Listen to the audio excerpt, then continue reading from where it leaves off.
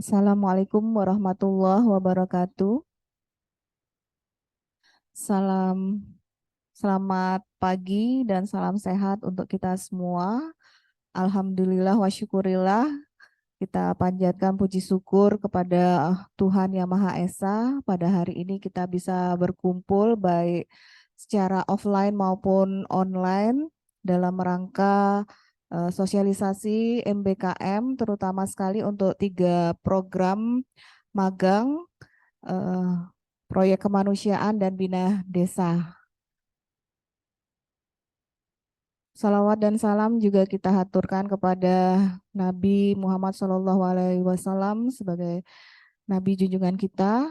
Terima kasih dan yang terhormat Bapak WD3 yang hadir di via Zoom, kemudian Bapak Sekprodi, Bapak Ibu dosen yang hadir via Zoom maupun offline, kemudian juga narasumber kita, salah satunya adalah Bapak Dr. Atsar yang nanti akan menyampaikan terkait dengan program magang. Sedangkan nanti untuk proyek kemanusiaan dan bina desa akan disampaikan oleh Mbak Bu dosen, Mbak Putri sama Mbak Vina. Perlu saya sampaikan di sini memang untuk program MBKM itu ada yang diselenggarakan oleh kementerian yang kemarin sebagian dari teman-teman kalian sudah mendaftar melalui kementerian dan sudah mulai mengisi KRS. Kemudian juga yang akan kita selenggarakan di Agustus ini yaitu MBKM Mandiri yang diselenggarakan oleh Prodi S1 Ilmu Hukum Fakultas Hukum. Dari 8 program MBKM yang dicanangkan oleh Menteri, yaitu pertukaran pelajar, magang, kemudian asistensi mengajar, penelitian riset, proyek kemanusiaan, kegiatan wirausaha, studi proyek independen, dan membangun desa. Kita memilih 3 program utama, yaitu magang, kemudian proyek kemanusiaan, dan bina desa.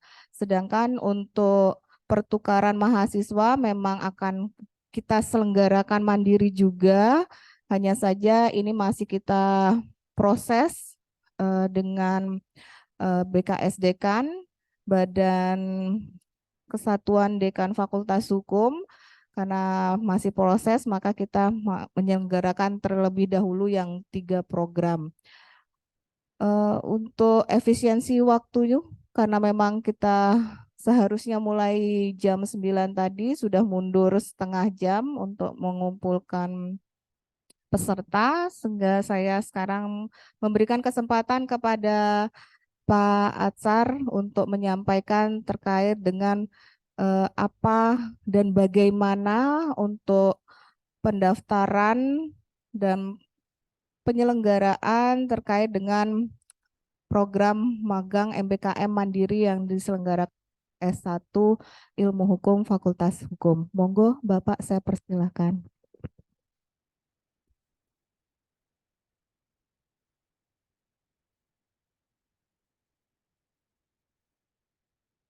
Yes. Bismillahirrahmanirrahim. Assalamualaikum warahmatullahi wabarakatuh. Selamat pagi, salam sejahtera bagi kita semua. Bapak, Ibu, adik-adik semua, baik yang ada di ruang lantai 3 ya, lantai 3 ruang sidang. Kemudian yang ada di Zoom.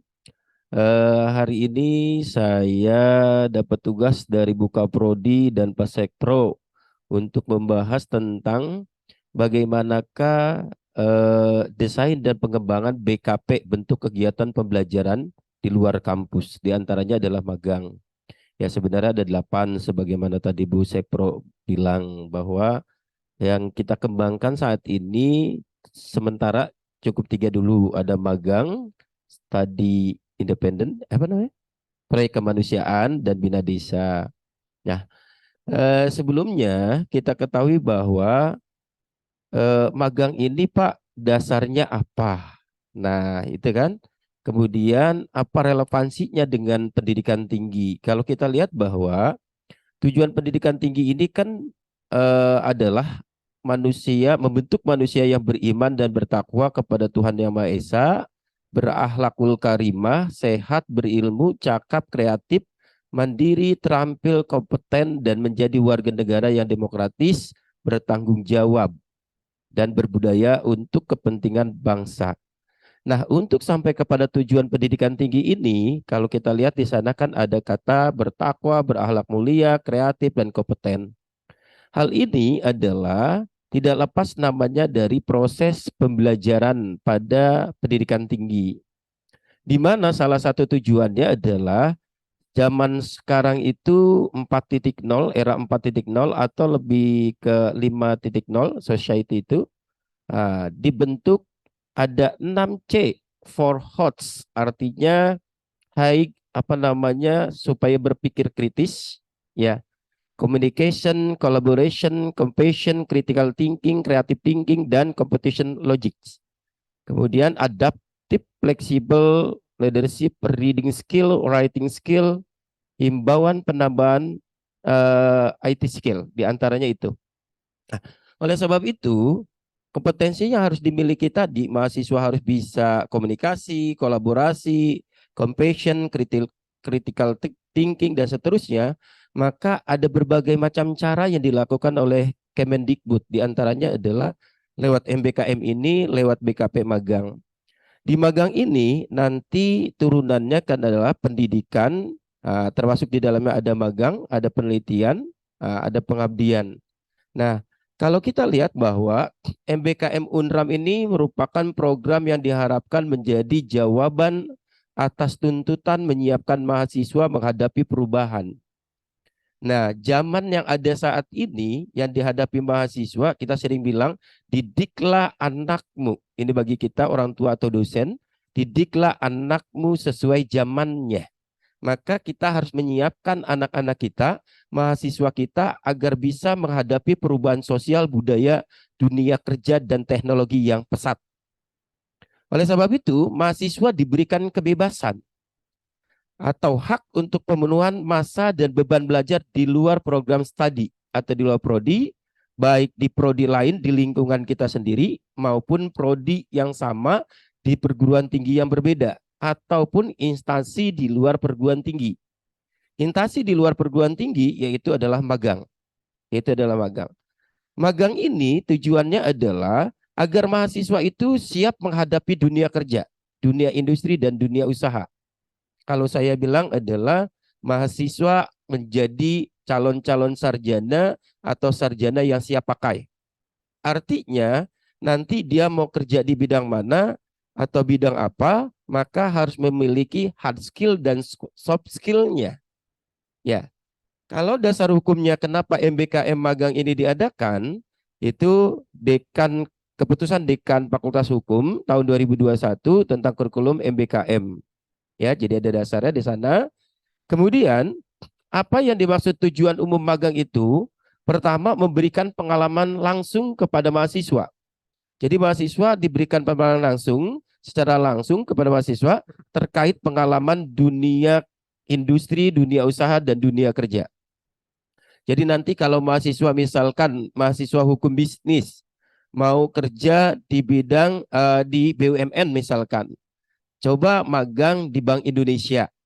Nah, nanti kita ada MOU atau tidak, nanti tinggal koordinasi dengan Buka Prodi, biasanya nanti juga diumumkan ya Pak Agung.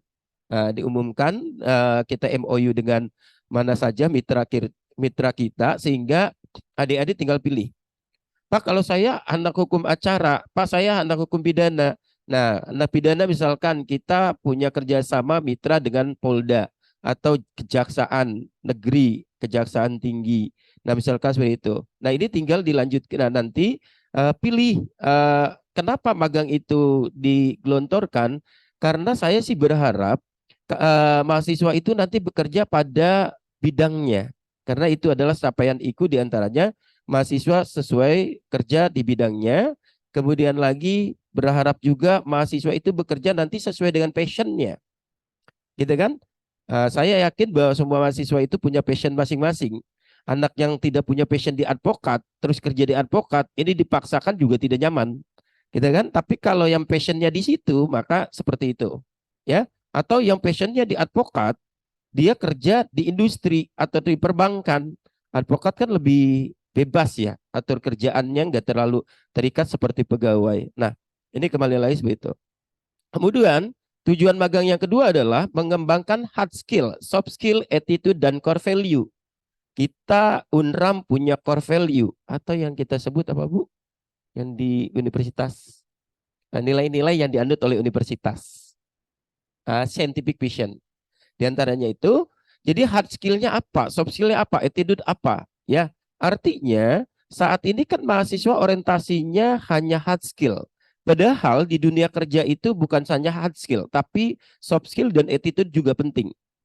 Ya, banyak anak pinter, IPK tinggi, tapi tidak bisa terserap di dunia usaha dan industri. Kenapa? Attitude-nya tidak pas kerja di bidang itu. Biasanya personalia itu bisa menilai dari hasil psikotesnya. Ini cocok untuk di bidang ini, kerja di bagian ini, tapi tidak cocok di bagian ini. Maka dia cari bukan yang IPK tinggi, tapi yang kira-kira kalau dunia usaha itu biasanya yang menguntungkan perusahaannya. Terlalu pinter juga nanti bahaya juga, ngelawan bosnya bahaya. Gitu kan ya? Ya, ini kembali lagi, passion itu sangat penting. Hard skill, soft skill, attitude, kepribadian sangat penting. Kemudian memberikan kesempatan mahasiswa untuk memperoleh sertifikat. Nah, jadi adik-adik nanti kalau udah ikut program magang akan mendapatkan sertifikat dari mitra. Sertifikat ini nanti jadi modal dasar untuk setelah lulus melamar kerja, misalkan atau kalau dulu tuh apa namanya preklaring ya.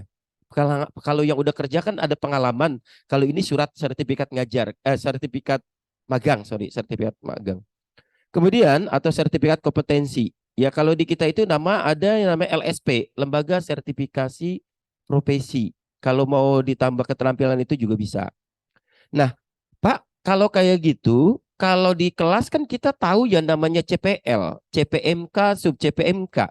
Bagaimana dengan magang ini? Di dalam magang ini juga ada yang namanya capaian pembelajaran magang, CPT. Pertama, meningkatkan kapasitas dan kapabilitas keilmuan dan keterampilan mahasiswa. Jadi mahasiswa juga setelah ikut magang ini kapasitasnya, kapabilitas keilmuannya meningkat. Bukan hanya teori saja yang dia dapatkan. Misalkan di dalam hukum bisnis, belajar tentang kontrak bisnis ya Pak Agung. Kontrak bisnis. Nah kalau dia kerja di bidang industri, di perusahaan, tentunya nanti ada kontrak-kontrak bisnis yang bisa dipelajari, dipraktekkan secara langsung. Dan di sana ada tutornya, gitu kan? Sehingga keilmuannya juga relevan, keterampilannya juga langsung praktek. Anak perdata misalkan belajar hukum perjanjian, magang di kantor notaris, gitu kan? Nah seperti itu. Dan berikutnya. Jadi secara praktis punya teori-teori perkuliahan itu bukan hanya kalau saya bilang law in the book, tapi law in action gitu ya. Jadi bukan hukum yang dalam teori-teori saja, bukan hanya di dalam buku saja, tapi prakteknya sudah paham, gitu kan? Yang kedua, terbentuknya profesionalisme mahasiswa dan kesiapan memasuki dunia kerja. Jadi kepribadiannya sudah dibentuk dari zaman ketika menjadi mahasiswa. Bagaimanakah disiplin, gitu kan? Nah, artinya kalau dia sudah terbiasa pola pekerja seperti bagaimana di industri maupun di dunia apa namanya di instansi, sehingga nanti secara perlahan profesionalismenya mulai terbentuk dari sejak dini. Kemudian memperpendek masa tunggu lulusan. Artinya bukan magang ini bukan menjadi hambatan adik-adik itu tidak lulus tepat waktu, tapi kita berharap ya ilmu-ilmu yang sudah didapatkan jadi komprehensif, terutama anak semester 7. Kalau mahasiswa yang IP-nya di atas 3, saya yakin sudah dapat mata kuliah dasar keilmuan. Sehingga semester 7 beban kuliahnya juga sedikit ya Pak Agung. Ya, kalau yang setiap semester lulus. Nah, ini berarti kalau saya dulu kuliah itu semester 7 saya tinggal 2 mata kuliah sehingga saya bisa nyemplung di organisasi, saya bisa nyemplung di instansi sehingga sambil nyusun skripsi, proposal, skripsi sambil meneliti sambil magang. Sehingga ada relevansinya. Pulang magang dia sudah punya judul proposal. Dan nanti sudah ada link and match. Ada kesinambungan antara permasalahan rumusan masalah yang diskripsi dengan apa yang ditemukan di lapangan. Sehingga data awalnya sudah dia temukan. Dan di situ soft skill-nya udah jalan. Dia sudah bisa koordinasi, kolaborasi, ya, kemudian kerjasama, kooperatif dengan instansi dia yang bekerja waktu magang. Sehingga nanti cari datanya lebih gampang. Nah, makanya saya suka bilang bahwa kalau anak yang penelitiannya hukum normatif dengan anak hukum normatif empiris atau hukum empiris misalkan, ini beda nanti soft skill-nya yang dimiliki. Anak-anak normatif mungkin dia lebih suka baca buku, tapi ada kelemahannya menurut saya. Ada kelemahannya di lapangan dia kurang kurang membaur. Karena hanya buku saja. Nah, ini yang diharapkan oleh pemerintah saat ini ketika kita kuliah, mahasiswa kuliah, lulus kuliah, balik ke daerahnya masing-masing, tidak seperti orang turun gunung. Bingung dengan lingkungannya, tapi dia sudah siap mental, sudah punya pengalaman kerja magang, sudah punya pengalaman bagaimanakah bergaul dengan orang-orang yang mungkin levelnya di atasnya, pengetahuan di atasnya. Sehingga ini nanti masa tunggu kita juga tepat waktu. Oh, ternyata tidak jadi hambatan. Semester 8 selesai. Dan kita juga memang dikejar sama IKU ya Bu ya. Lulus tepat waktu, kerja pada bidangnya, kemudian sama masa tunggu mendapatkan kerja tidak boleh lebih dari 6 bulan. Kemudian lagi UMR ya Bu ya. Kalau dia sudah terbiasa dengan itu, UMR-nya juga beda dengan mungkin maksudnya penghasilannya juga berbeda dengan anak yang belum punya sertifikat magang dan lain-lain. Nah, tujuan khususnya nanti tergantung mata kuliah yang dikonversi. Yang jelas tujuan khususnya itu pasti nanti ada pengetahuan yang harus dimiliki, ada sikap, ada keterampilan umum, ada keterampilan khusus. Ini nanti didesain model pembelajarannya dan nanti disepakati dosennya atau dosen pembimbing DPL, dosen pembimbing lapangan atau dosen pembimbing magang, plus supervisor atau coach yang ada atau mendampingi di lingkungan kerja ataupun instansi tempat dia magang, mahasiswa magang. Nah, untuk alur pelaksanaan pemagangan nanti mungkin bisa disosialisasikan template-nya ya Pak Agung, atau banner atau apa. Ini yang pertama ada tahap pendaftaran, nanti harus cermati tanggal berapa dibukanya, mungkin nanti diumumkan oleh Pak Sekpro atau Bu Kaprodi, ya, kemudian daftarnya linknya apa. Nanti mungkin ada playernya ya Pak Agung, biar lebih mudah sosialisasi ke mahasiswa. Kemudian ada tahap seleksi. Jadi tidak semuanya mahasiswa itu bisa ikut program magang. Ya, karena magang itu juga punya tujuan. Salah satunya yang boleh ikut magang adalah IPK-nya 3,0. Gitu kan? Ya. Terus udah melampaui 80 SKS. Syukur-syukur udah 120 atau 129, 120-an seperti itu. Tapi aturan dari UNRAM itu 80 SKS. Jadi semester 5, 6, 7 bisa ya Pak. Iya, sekitar itu. Jadi itu tinggal kemudian tahap pelaksanaan magang. Nah, pelaksanaan magang itu efektif di instansi atau dunia usaha dan industri itu adalah 4 bulan. Ya, efektifnya ya Pak Agung 4 bulan. Jadi kalau kita hitung dari mulai Juli ini, mulai pendaftaran, itu kan 1 semester gitu intinya. Kemudian tahap evaluasi. Nah, evaluasi ini nanti ada dosen pembimbingnya ya yang memeriksa program kegiatan magang, jam kerjanya, kedisiplinan, kehadiran. Itu mahasiswa wajib menyusun logbook. Jadi setiap hari itu ada kegiatan mahasiswa ditulis dalam logbook. Kemudian ada tahap penilaian. Jadi kalau udah selesai kan ada laporan mingguan, laporan bulanan, ada laporan akhir. Nah, ini nanti ada tahap penilaian yang dinilai oleh prodi, dosen pembimbing, supervisor atau coachnya di lapangan. Kemudian baru masuk tahap konversi. Nah, tahap konversi itu ada tim Satgas MBKM ya Pak Gung. Ada tim konversi dan rekognisi. Sehingga nanti itu nilai mahasiswa akan dikonversi ke mata kuliah apa saja yang relevan dan keterampilannya relevan dengan tujuan pembelajarannya. Yang terakhir tahap pelaporan. Nah, ini tugasnya di Prodi ya, termasuk tim bidder. Dilaporkan nilainya tadi, hasil konversi tadi ke PD Dikti sebagai akhir dari pelaksanaan magang. Nah, skema magang itu ada dua. Ada pola pemagangan. Yang pertama, pemagangan kompetitif Kemendikbudristek. Nah, yang itu adalah bersaing se-Indonesia, ya, bersaing se-Indonesia. Jadi direbut. Misalkan saya pernah membimbing magang dan kampus mengajar di Kemendikbud, itu kuotanya misalkan 1.500. Waktu tahun 2022 kalau nggak salah, itu 1.500. Tapi direbutkan seluruh Indonesia. Bukan PTN saja, termasuk di dalamnya adalah PTS. Ya, yang lolos berarti nanti ini didanai. Dia itu dapat uang saku 1.200.000. Ya, tapi harus lolos dulu seleksi dan kegiatannya mirip. Yang kedua, yang sekarang disosialisasikan kita adalah skema magang mandiri, skema yang disiapkan oleh UNRAM.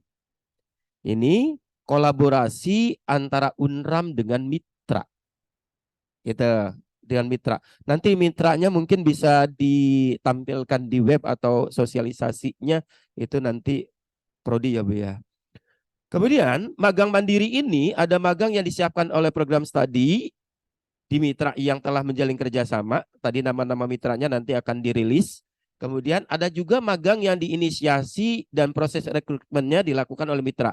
Misalkan ada mahasiswa, Pak, kan paman saya kerja di Mabes. Saya itu kalau lulus Fakultas Hukum mau kerja atau ngelamarnya ke TNI misalkan, atau ngambil secapa sekolah calon perwira dari S1 Hukum misalkan. Saya maunya magangnya di Mabes Polri misalkan. Saya ada paman saya di sana. Boleh ngajuin proposalnya, nanti diinisiasi dari kita, direkrut dulu oleh mitra, kemudian UNRAM Fakultas Program Studi memproses kerjasamanya kemudian. Kita bisa jalur itu. Sehingga ada apa ya, kadang kan mahasiswa itu gerakannya lebih cepat, gitu kan? Kalau kita kan dosen terbatas jumlahnya, mahasiswa banyak. Karena pengalaman saya gitu, tiba-tiba kamu hebat bisa magang di Mabes TNI. Wah, sebenarnya gitu kan? Karena ada paman saya, Pak. Terus gimana prosedurnya? Buat proposal. Nah, nanti proposalnya kan disetujui sama Prodi, sama DPM, dosen pembimbing magang. Terus dibawa ke Mabes, misalkan, gitu kan? Di sana di ACC lagi. Kita tinggal lanjut MOU-nya ya, Pak Agung.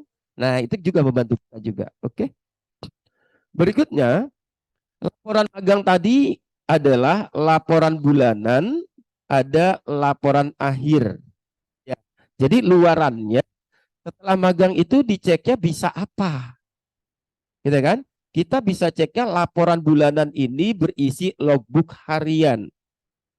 Ya jadi kegiatannya. Biasanya dosen pembimbing itu ngeceknya per minggu. Tapi mahasiswa buatnya laporan harian. Hari ini belajar tentang apa, terus jam berapa, kemudian apa luarannya. Nanti ada lembaran logbooknya akan diberikan oleh Prodi. Kemudian laporan akhir nanti ada formatnya. Laporan akhir itu sebanyak 3 jilid, satu diserahkan DPM, satu ke tim magang, kemudian nanti diserahkan ke ke Prodi gitu ya, ke Prodi. Jadi laporan akhir ini tidak boleh lebih dari 14 hari setelah program berakhir. Kenapa? Karena tim konversi sudah nunggu akan konversi rekognisi. Tim feeder juga PD Dikti pelaporannya juga sudah nunggu. Kalau lewat dari 14 hari, dianggap tidak lulus. Gitu kan? Nah ini harus siap ke situ. Oke? Nah, untuk waktu dan durasi program, sebenarnya magang itu dibuka di semester gasal dan genap ya Pak Agung.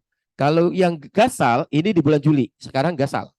Pendaftaran magang sudah mulai dibuka. Nanti lihat informasinya di website, tanggal berapa sampai tanggal berapa, link pendaftarannya apa.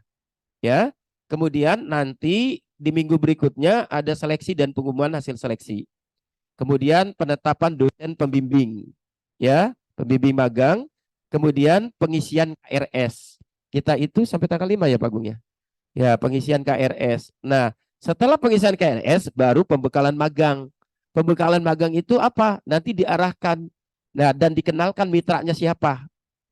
Gitu kan? Kemudian dan pembekalan itu eh, apa saja yang harus dibawa, misalkan format logbook, kemudian format laporan, atau minimal buku saku pedoman magang, gitu ya. Sampai yang terakhir pelepasan, kemudian pelaksanaan magang, monitoring, ya kemarin hasil diskusi kita minimal pelepasan, monitoring dan penarikan itu ya Bu. Penarikan, kemudian penarikan peserta magang, penyerahan laporan akhir, penilaian, penilaian itu nanti dilakukan di Desember pekan 3 dan 4. Kemudian baru pembuatan sertifikat. Kalau sudah ada nilai, barulah kesepakatan antara prodi dengan mitra membuat sertifikat gitu. Sekian, hatur nuhun, terima kasih.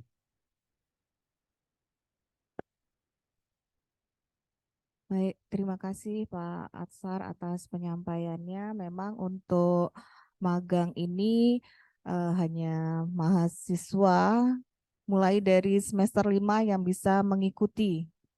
Karena untuk ilmu-ilmu dasarnya itu harus dimiliki dulu supaya tidak ngeblank pada saat magangnya. Kemudian kemarin minggu lalu kita juga dari Prodi S1 sudah menyelenggarakan eh, sosialisasi dengan sekaligus workshop dengan mitra, di mana diantaranya mitra juga sudah siap menerima mahasiswa-mahasiswa Prodi S1 Ilmu Hukum untuk magang di tempat mereka. Di antaranya itu adalah eh, Pengadilan Tinggi NTB, tidak hanya di Pengadilan Tinggi NTB, tetapi juga pengadilan negeri yang ada di bawah naungan dari Pengadilan Tinggi NTB, kemudian Pengadilan Tinggi Agama, selanjutnya Ikatan Notaris Indonesia, Pradi, terus apa kemarin Pak? Eh, Kejaksaan, sebentar, ada ininya di undangan kemarin. Saya bukanya karena memang banyak sekali, ada 42 mitra yang kita undang. Jadi tidak hanya sebatas untuk magang saja, tetapi juga bina desa dan sekaligus proyek kemanusiaan. Di situ juga ada LSM ya Pak ya, NGO, NGO, karena NGO ini bisa magang, bisa juga terkait dengan proyek kemanusiaan yang menjadi program dari NGO tersebut. Sebentar, saya bukanya daftar kemarin.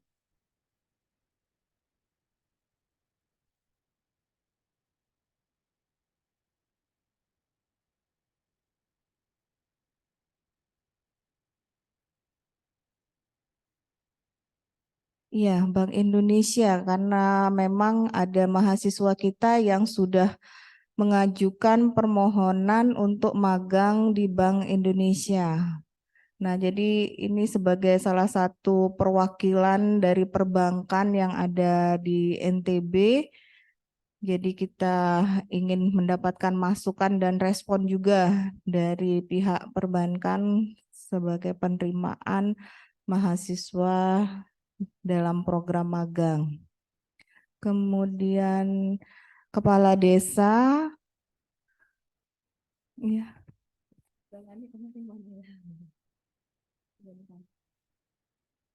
sudah saya buka, tutup.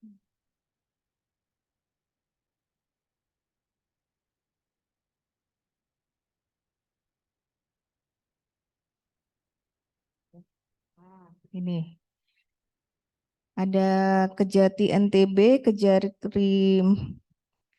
Mataram, Ketua Pengadilan Tinggi NTB, Pengadilan Negeri Mataram, Pengadilan Agama, Pengadilan Tinggi Agama, Pengadilan PT UN, Ombudsman, KY, DPD KAI NTB, INI NTB, DPD Pradi NTB, Biro Hukum Pemda NTB, Loteng, Lotim, Lotara, dan Kota Mataram, DPRD Provinsi NTB, DPRD Lombok Barat, DPRD Lombok Timur, DPRD Lombok Utara, DPRD Lombok Tengah, KPU, Komisi Informasi. Nah, Bawaslu juga Kementerian Hukum dan HAM, kemudian Komandan Militer, kemarin LPA juga.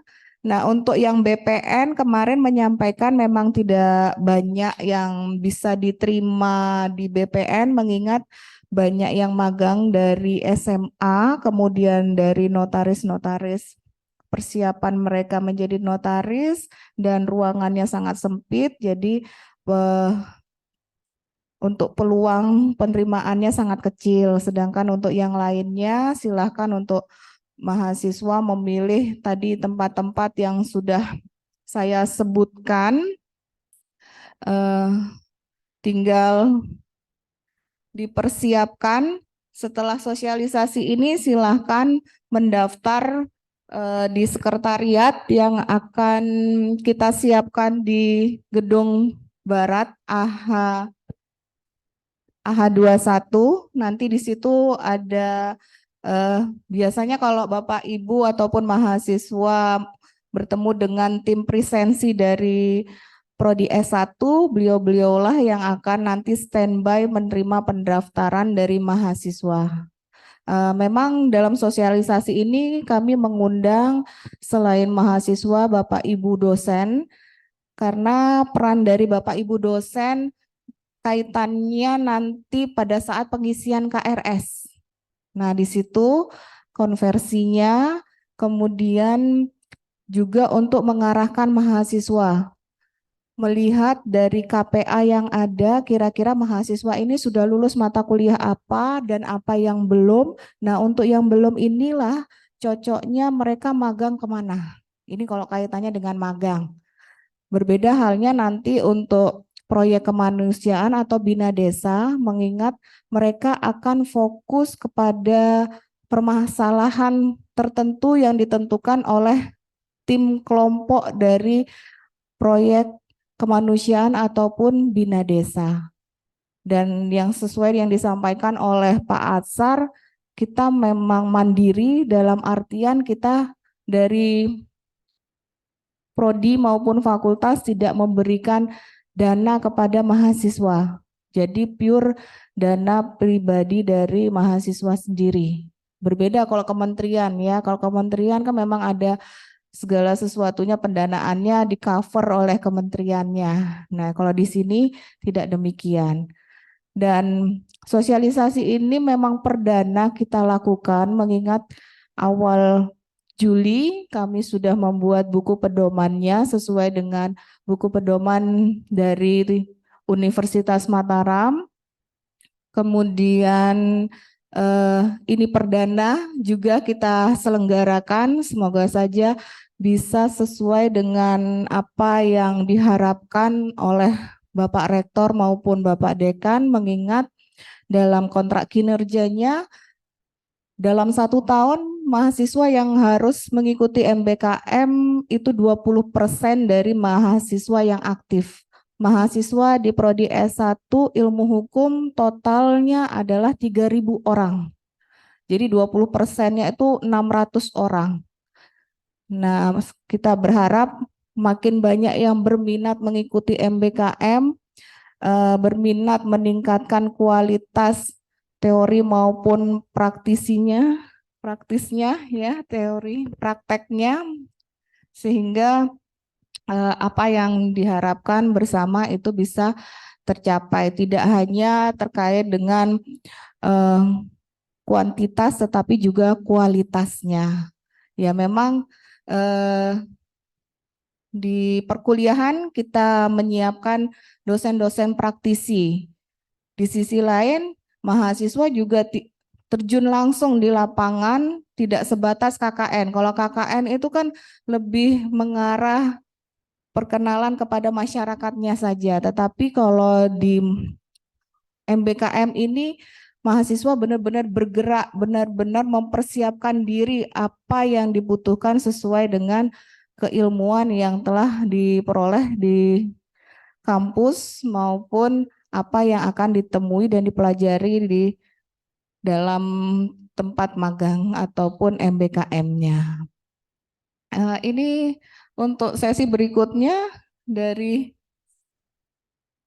iya. Tinggal yang proyek kemanusiaan dan bina desa akan disampaikan oleh Mbak Vina dan Mbak Putri. Ini masih di perjalanan.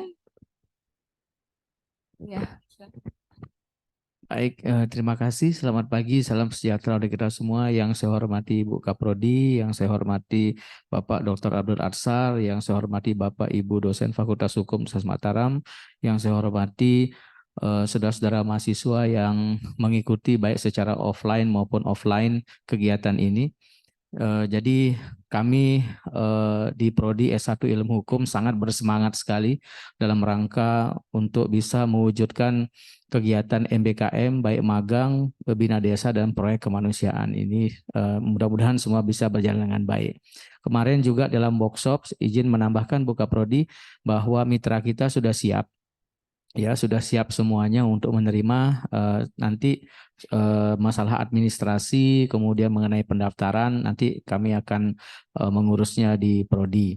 Nah, kemudian yang selanjutnya nanti juga sambil menunggu sesi yang kedua terkait dengan penyampaian sosialisasi pedoman bina desa dan proyek kemanusiaan, tentu saja nanti akan dijelaskan oleh Bapak Dr. Abdul Arsar terkait dengan kelengkapan-kelengkapan untuk MBKM magang ini, seperti misalnya saja pembuatan proposal itu seperti apa Pak Dokter, nanti mohon disampaikan. Kemudian ada surat izin orang tua, jadi semua kegiatan kemahasiswaan ini terutama terkait dengan program MBKM semua harus ada izin dari orang tua. Dan yang paling terpenting juga dalam kegiatan MBKM ini, terutama magang, kemudian bina desa dan proyek kemanusiaan, kami berharap kepada saudara-saudara mahasiswa itu untuk menjaga attitude, ya, untuk menjaga kesopanan ya dalam melakukan apapun program MBKM kita. Misalnya saja magang di kantor-kantor pemerintahan atau instansi pemerintah, terus kemudian di organisasi-organisasi profesi, ya kita mohon attitude-nya, cara berkomunikasi yang baik, sopan santun, pakaian juga itu penting. Kemarin ada mitra kita dari Pradi juga menekankan bahwa diharapkan kepada mahasiswa kita yang mengikuti kegiatan magang ini untuk benar-benar ya istilahnya, karena memang ini di instansi maupun di organisasi profesi, ya harus menggunakan pakaian yang sopan kalau bisa gitu. Jadi pakaiannya itu seperti pakaian kantoran begitu ya. Jadi apa namanya, supaya bisa beradaptasi dengan lingkungan yang ada di instansi maupun di organisasi profesi hukum itu. Itu yang kemudian ditekankan. Nah, saya kira itu yang saya sampaikan. Saya kembalikan pada Ibu Kaprodi. Terima kasih. Selamat pagi. Ya, menunggu mungkin ada yang mengajukan pertanyaan ataupun ada hal-hal yang ingin ditanyakan, monggo baik dari Bapak Ibu dosen ataupun mahasiswa offline maupun online. Nggih, monggo Pak Khotib. Bisa nggak?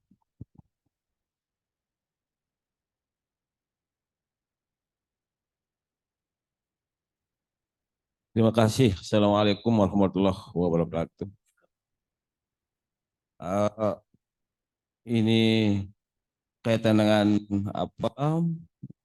Ini kebijakan Merdeka Belajar ya. Nah, kaitan dengan apa? Kebijakan Kementerian Merdeka Belajar atau Kampus Merdeka. Yang tadi memang pembicara pertama Pak Har itu, dan ini salah satu supaya nantinya alumni kita itu siap kerja. Dan memang itu salah satu tujuan dari kebijakan Merdeka Belajar ini kalau kita baca buku panduan kementerian terkait dengan Merdeka Belajar atau Kampus Merdeka. Cuma ya, dan harus kita jalankan karena ini kebijakan kementerian. Namun untuk mengharapkan ya, mengharapkan secara optimal ya, mungkin kita tidak terlalu optimis lah Saya tidak optimis karena kalau mahasiswa magang di kejaksaan, saya juga ini refleksi dari saya sendiri dalam menangani perkara sudah 32 tahun saya menangani perkara dari pengadilan maupun sekarang pasca Undang-Undang Advokat 2003 kita tidak boleh di pengadilan, kalau dulu boleh kita, ya itu panjang sekali ya, sehingga uh, mungkin di tempat-tempat tertentu kita tidak terlalu banyak berharap, misalnya di kejaksaan apa nanti koneksitasnya, apa tidak terlalu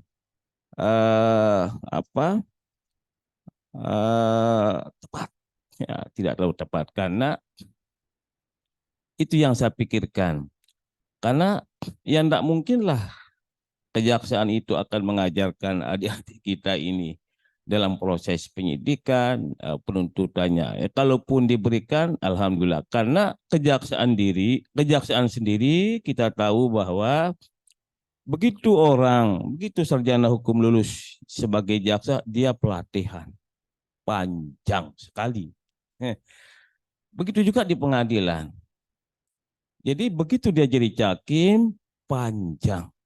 Dulu 2 tahun. Dulu 2 tahun, 98 itu 2 tahun. Calon hakim itu 2 tahun. Ikut di belakang melihat sidang. Sekarang kalau tidak salah dia juga jadi panitera dulu. Nah ini, sehingga dalam hal tertentu ya kita tidak harus banyak berharap. Artinya kita tidak salahkan nanti mahasiswa kita. Karena tentu kisi-kisi pengetahuan tertentu tidak mungkin dalam tempo 4 bulan. Apalagi ini masalah hukum. Nah, jadi karena saya banyak membina advokat-advokat muda, ya, mendesain gugatan jawaban memori itu panjang sekali, ya, panjang sekali. Lalu di notaris, apa mau dikerjakan? Nah, notaris itu ya kalau pegawainya sudah hebat, pegawainya yang kerja. Pegawainya yang kerja, dia tinggal tanda tangan saja ya. Kecuali ya banyak, tapi masih banyak notaris juga sih yang karena memang pegawainya profesional, sudah praktik seperti katakan oleh Pak Azhar tadi, sudah law in action-nya sudah tinggi ya. Karena ilmu hukum ini adalah yang penting law in action-nya, tidak saja law in book-nya. Lalu di kantor advokat. Nah, ini yang mudah-mudahan nanti teman-teman advokat itu ketika mendesain gugatan, jawaban replik duplik, memori, kontra memori itu mahasiswa kita yang magang itu betul-betul dilibatkan. Bagaimana mendesain surat kuasa khusus, gugatan, jawaban replik duplik, memori itu dengan melibatkan adik-adik kita yang magang. Itu yang kita harapkan. Tetapi kalau hanya 4 bulan, wah ini ya kita tidak mengharapkan secara optimal, tetapi punya kemampuan dasar seperti katakan oleh Bu Ketua Prodi tadi, karena nanti kalau dia sudah punya pengetahuan dasar, konsep dasar, misalnya di dalam mendesain gugatan, jawaban replik dan duplik dan sebagainya itu akan direfleksikan. Nah, ini yang kita harapkan. Jadi akan direfleksikan pada kasus-kasus tertentu ketika dia sudah selesai sebagai mahasiswa atau setelah selesai menyelesaikan studinya ya di fakultas. Nah, juga di biro hukum.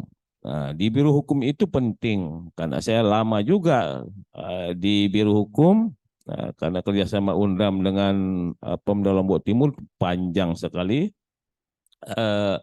dari 2004 sampai 2013.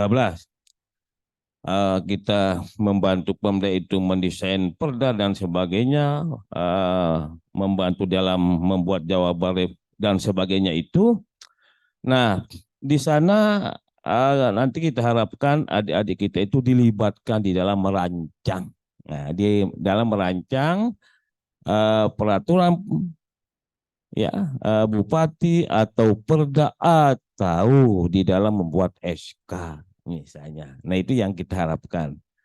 Eh, apa di institusi-institusi tertentu sehingga dari 40 institusi yang siap bekerja sama dengan kita, tentu tidak semuanya yang bisa langsung diterapkan keilmuannya oleh adik-adik kita. Ya, sehingga harapan kita adik-adik kita ini nanti punya pengetahuan dasar. Jadi jangan kita mengharapkan terlalu maksimal. Karena dalam tempo hanya 4 bulan itu perkara saja 6 bulan. Ya kalau satu perkara eh, belum tentu juga. Yang mudah-mudahan di kantor advokat dia magang itu banyak perkara. Tapi kalau tidak banyak perkara, kan jadi masalah juga. Nah, mungkin itu saja ya informasi dari saya, statement dari saya.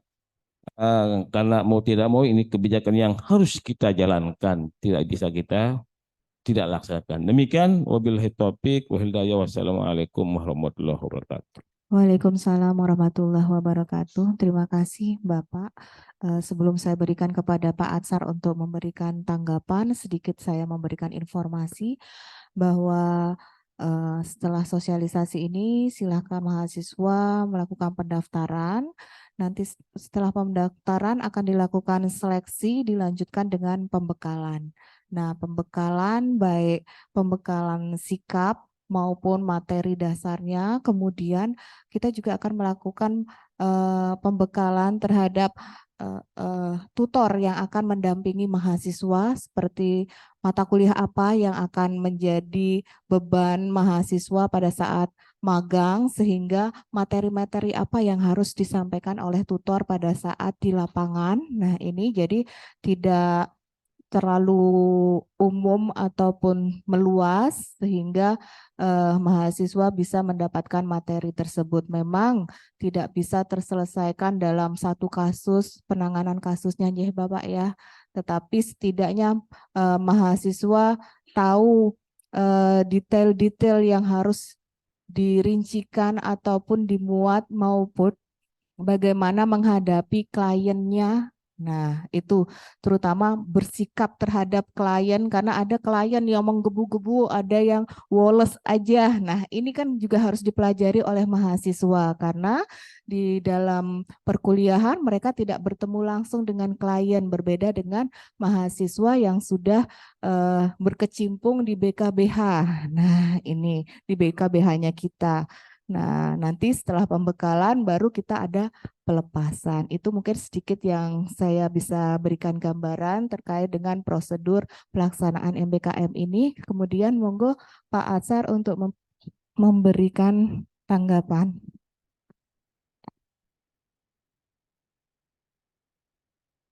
Yes, oke. Terima kasih Pak Khotib. Tentunya kita tidak akan maksimal dalam waktu 4 bulan. Tetapi kembali lagi kalau saya filosofisnya bahwa pada dasarnya kan bekerja itu belajar. Kita juga lulus S1 terus cemplung ke dunia pendidikan, belajar juga Pak. Kita pekerti, kita AA, belajar lagi. Nah, jadi saya ingat pesan dosen saya ketika itu. Pada dasarnya nanti kerjaan apapun, Asar tetap saja akan belajar lagi. Karena yang namanya hidup, kita tidak lepas dari pembelajaran, termasuk pembelajaran kehidupan. Nah, tentunya agar waktu 4 bulan itu efektif, kan kalau di dalam perkuliahan itu durasinya 14 pertemuan ya Pak. Nah, 14 pertemuan. Tentunya agar itu efektif, maka ada yang namanya desain pembelajarannya, Pak. Desain pembelajarannya nanti kita desain semacam kalau di dalam di dalam kelas itu ada RPP dan RTM. Nah, kita nanti desain RTM-nya itu, Pak. Rencana tugas magangnya apa sebenarnya. Jadi tujuan pembelajarannya mungkin nggak bisa saya tayangkan di situ. Misalkan kita ambil contoh mereka mau magang di pengadilan negeri. Di pengadilan negeri. Tujuan pembelajarannya apa? Metodenya apa? Nanti luarannya apa? Kita ambil contoh. Tujuan pertama mereka magang di pengadilan negeri, memahami tugas dan fungsi PN berupa menerima, memeriksa, mengadili, dan menyelesaikan perkara-perkara yang menjadi kewenangan pengadilan dalam tingkat pertama.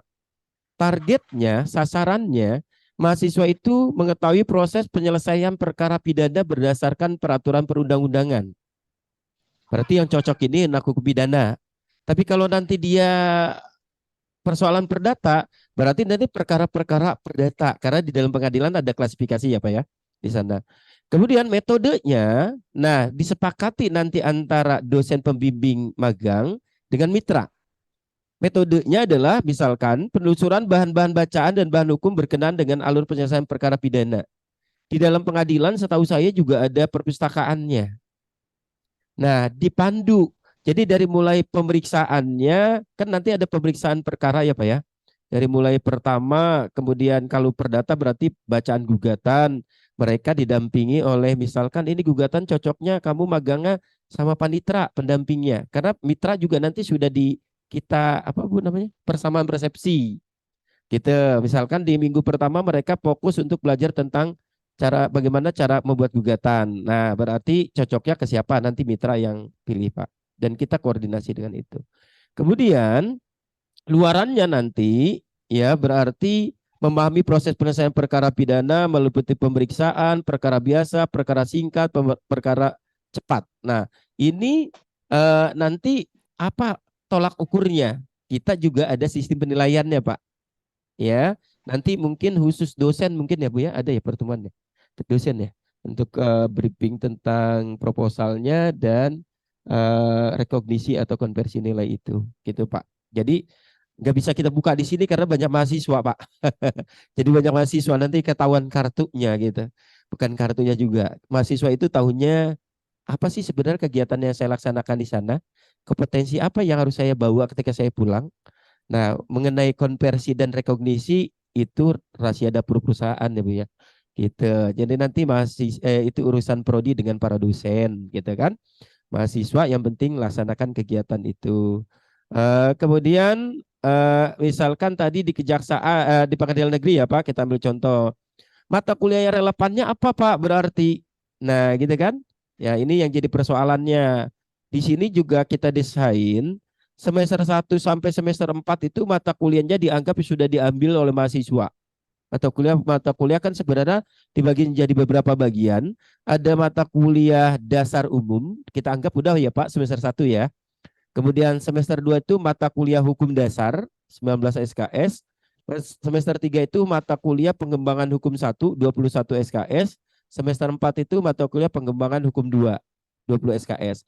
Dianggap mereka sudah ambil tentang itu, maka mata kuliah yang disajikan semester 1 sampai 4 ini mata kuliah yang harus diambil oleh mahasiswa sebelum dia magang. Jadi nanti disortir sama dosen pembimbingnya. Ya, ternyata mata kuliah dasarnya udah ambil, ini ambil. Ternyata relevannya kamu magangnya ke sini. Karena misalkan saya anak bisnis, magangnya ke BI karena mata kuliah hukum dagang sudah ya Pak Agung ya, hukum perusahaan sudah misalkan. Terus hukum lembaga keuangan sudah. Kita ngelepasnya enak Pak. Kalau nanti kita lepas mata kuliah dasar keahliannya belum mereka dapatkan, apalagi belum lulus, nah nanti malu-maluin kita juga Pak lembaga. Makanya kita pilih seleksi. Nah di antara seleksinya itu tadi komunikasi dosen pembimbing magang, dominasi saya dengan prodi juga mata kuliah yang akan diambilnya. Kemudian kita sortnya tadi mata kuliah keahliannya dia udah ambil semua belum gitu.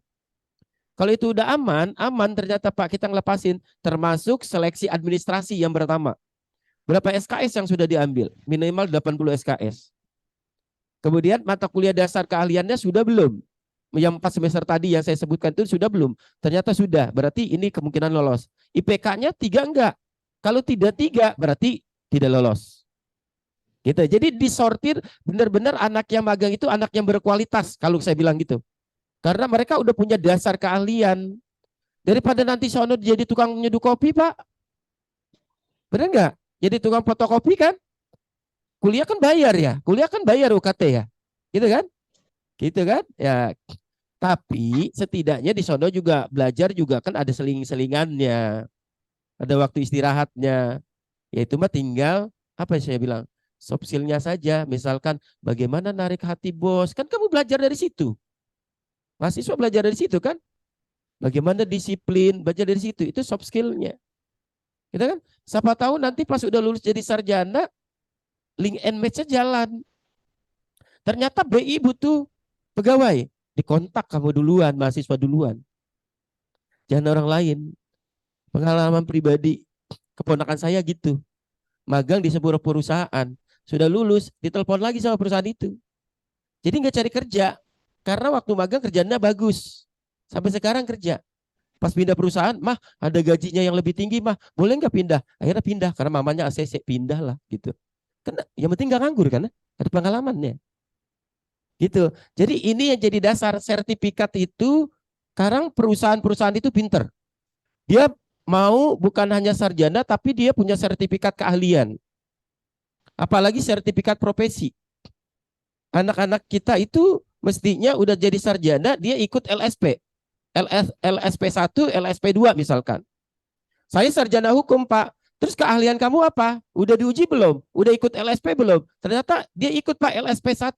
Saya mahir membuat kontrak perjanjian kerja, misal kontrak kerja. Berarti dia udah diakui dari lembaga sertifikasi profesi itu. Ketika nanti masuk jadi staf HRD, aman. Banyak mahasiswa saya kayak gitu, Pak. Kemarin, Pak, cita-cita saya jadi notaris. Tapi karena orang tuanya biayanya kurang, akhirnya saya kerja dulu, Pak. Ya udah, Neng, saya keterima alhamdulillah jadi staf HRD. Kumpulin uang 2 tahun, nggak kayak gitu kan? Kontrak itu kamu jalani, kumpulin uang, kemudian kalau udah bosan, kamu riset, kuliah lagi notaris. Sambil nunggu umur. Nunggu umur ya, Bu ya. Itu kan? Notaris itu ada 25 ya, Pak? 28 ya. Magang juga sama. Advokat juga ada syaratnya, Neng. Kamu lulus rata-rata, pengalaman saya. Bapak lulus 22, sekitar 22 ya, sekitar itu deh. Kan syarat advokat itu nggak bisa diangkat 22 ya, Pak ya. Ada magang dulu kan ya, Pak. Nah, ikut PKPA, terus magang. PKPA juga nggak langsung diangkat karena harus ada keterangan magang ya, Pak. Umur magangnya harus berapa tahun di tempat magang, ada sertifikat magangnya, gitu kan? Ya, keterangan itu. Karena saya juga diangkat diangkat advokat gitu dulu.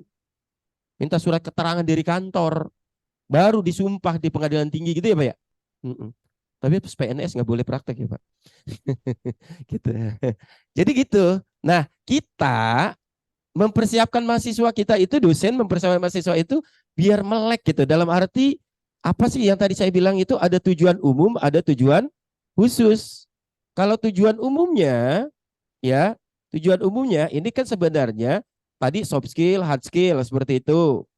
Kemudian misalkan yang khususnya tadi, kita kan berharapnya ini mahasiswa kita itu nanti tidak kaget kerja di bidang profesinya. Tadi yang saya bilang, anak yang IPK-nya tinggi, kenapa saya tadi bilang ke Bu Kaprodi atau ini sepakatan dari UNRAM, IPK-nya harus 3,0? Karena ini pengalaman konkret. Anak yang IPK-nya tinggi, rata-rata kutu buku, tapi menutup pergaulan dari lingkungan sekitarnya. Pengalaman pribadi. Jadi pas lulus, saya turun kayak turun gunung. Teman-teman saya kemana? Kan menjauh. Udah lulus, mereka juga punya kepentingan masing-masing. Tapi kalau dia biasa kolaborasi, biasa ada teman tempat magang, di tempat magang itu, Pak, setahu saya kemarin pengadilan tinggi ya, Bu ya. Pengadilan tinggi itu katanya bukan anak UNRAM saja. Ada Muhammadiyah, Unijar, dan seterusnya. Ini kan melatih mahasiswa untuk berkolaborasi. Kenal, sosialisasi.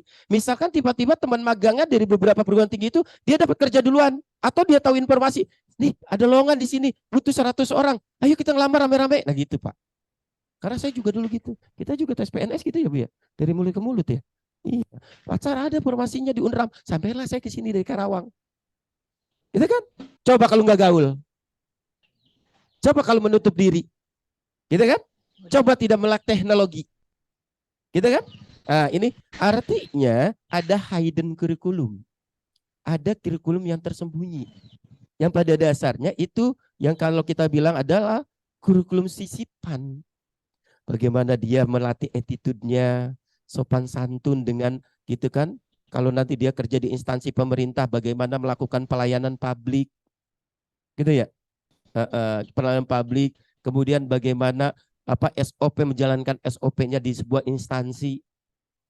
Dapat itu dari bangku kuliah? Tidak. Padahal kamu itu mayoritas, jujur, kemarin ada dari desa kayak gitu. Jujur, rata-rata orang tua kamu, mahasiswa, muliain kamu untuk apa?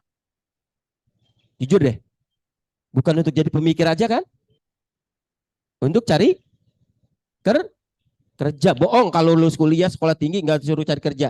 Rata-rata orang tua itu mimpinya adalah kerja, gaji besar, tempatnya enak.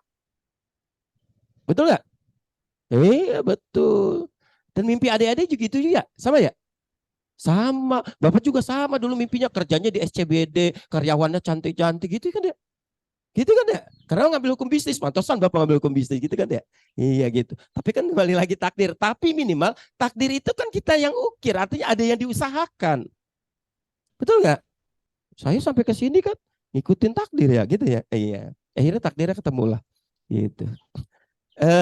Itu Pak Hotip, jadi nanti desain pembelajaran. Ya gimana Pak? Silakan ya. Iya.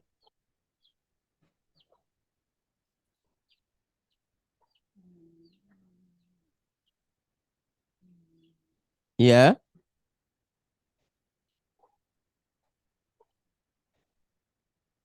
Iya.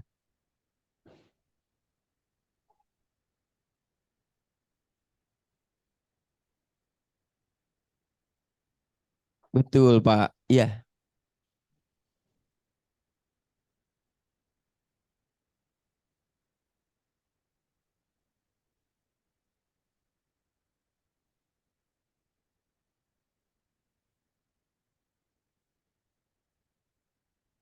Hmm.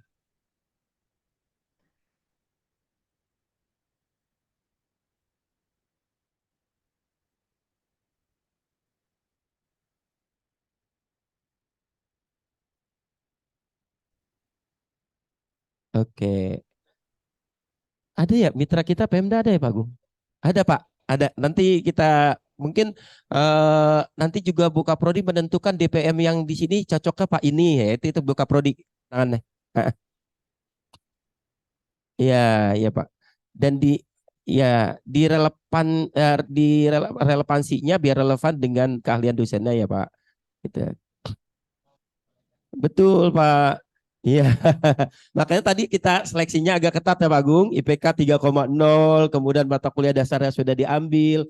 Kalau ternyata dia mau magang di Komnas HAM, tapi mata kuliah hukum dan HAM belum diambil. Pak, babak belur Pak. Berarti ini anak belajar apaan di kampus? Nanti kita juga yang malu Pak. Gitu. Jadi itu ya Pak. Jadi intinya mahasiswa nanti ada keterampilan khusus yang memang harus dimiliki mahasiswa. Dan kenapa magang ini bermanfaat? Yang kalau saya bilang itu memperoleh pengalaman lah, minimal pengalaman bekerja meskipun 4 bulan. Gitu kan ya?